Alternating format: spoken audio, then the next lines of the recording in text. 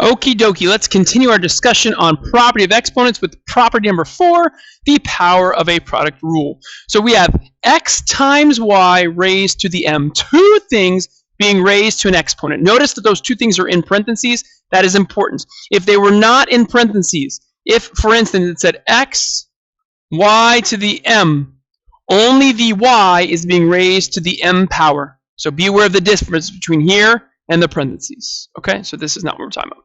All right, so here, what this means is we're going to write down xy m times. So xy times xy times xy. And we're doing it m times. So now what this means is we have mx's being multiplied together, right? So x times x times x, m times. And then times, we have my's being multiplied together. That's a y, sorry. Y times dot, dot, dot, dot, dot, y. And we're doing that m times because there's m pairs of x's and y's all being multiplied together. So what does that come out to be? Well, that just comes out to be x to the mth power, y to the mth power. And this is how your power of a product works. That exponent gets put to both the x and the y, both parts. Now, this is not x plus y to the mth equals x to the mth plus y to the mth. This is wrong. We're not quite there yet. We'll get there in topic 7. But again, this idea of an exponent being distributive only works over multiplication. It does not work over addition or subtraction. So this is not what we're talking about here. So not talking about that.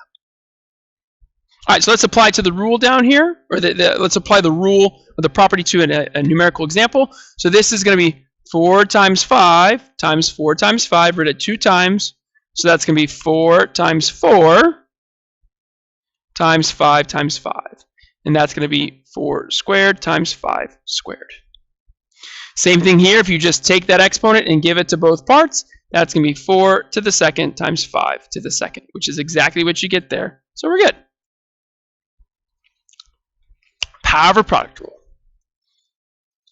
We can do the same thing with a quotient, right? So power of a quotient rule. So now I have a fraction inside a parenthesis being raised to an exponent. So again, what this means is we're going to take the fraction x over y and multiply it by itself m times. Well, that just means on the top you have x being multiplied by itself m times. On the bottom of the fraction, you have y being multiplied by itself m times. So that top becomes x to the mth power because you have mx is being multiplied. On the bottom, you have y to the mth power because you have my's being multiplied, and there's your property. And again, it's very similar to the power of a product where you kind of just give the exponent to both the top and the bottom, right? It's almost like distribution, almost like distribution. So down here, to apply the rule, we're going to take 4/5 and multiply it by itself twice. So there's my 2 4/5. So again, my top is 4 times 4. My bottom is 5 times 5. That makes the top 4 squared and the bottom 5 squared. And again, if I just use the rule up above, I would take the 4 and square it. I would take the 5 and square it. And that's exactly what you get.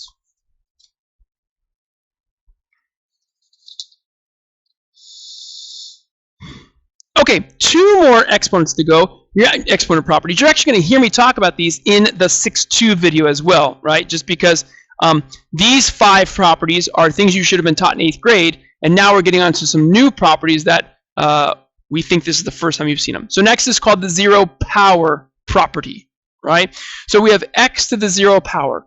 You just have to memorize that anything to the 0th power is equal to 1. So 4 to the 0 power is equal to 1. Now let me kind of show you why. Let's do some exponent rules here, okay? Or exponent problems. So let's go 4 squared, or 4 to the second. So 4 to the second is 4 times 4, which is 16.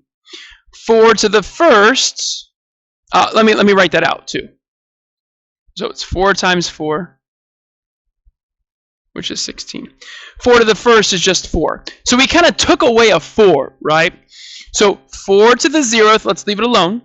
Okay, 4 to the negative 1, we haven't talked about yet, but we did before. That's going to be 1 over 4. And 4 to the negative second is going to be 1 over 4 squared, and 1 over 4 squared will be 1 over 16. And we'll talk about the negative exponents in the next slide. So if you look here, multiplication and division, what are we doing to go from 16 to 4? Well, we're dividing by 4.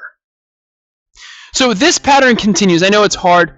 Down here, you're actually taking 1/4 and dividing it by 4. That's how you get 1 over 16. So between each consecutive evaluation, right side, you're dividing by 4. So if you go from 4 to something and divide by 4, what do you get? Well, 4 divided by 4 is 1. 4 to the 0 power is 1. If you take 1 and divide it by 4, you get 1/4. So this is why anything to the 0 power is 1, because you're taking 4 to the first, which is 4, and dividing it by 4, taking away a power of 4. All right, so that was to try to explain why the 0 property or 0 power property works. Okay. All right, and then last but not least, your negative exponent. We've talked about it a couple times. So a negative exponent, I like to call it the reciprocal. It's the reciprocal idea. Reciprocal. When you reciprocate something, you take the fraction and you switch the numerator and the denominator. You flip it upside down. So when you have x to the negative mth, this is just going to be 1 over x, and then the exponent becomes positive to the mth. This is your rule. Now, say you have a fraction to a negative exponent, where you're going to flip the fraction upside down. So this becomes x over 1 to the mth power. Now this 1 doesn't matter, so we can get rid of it, and that's just x to the mth. So again, it takes the fraction and reciprocates it, and then it makes the exponent positive. So then down here, 4 to the negative second is going to be 1 over 4 to the positive second, and 4 to the positive second is 16. I guess I don't need to. I'm not going to put the 16.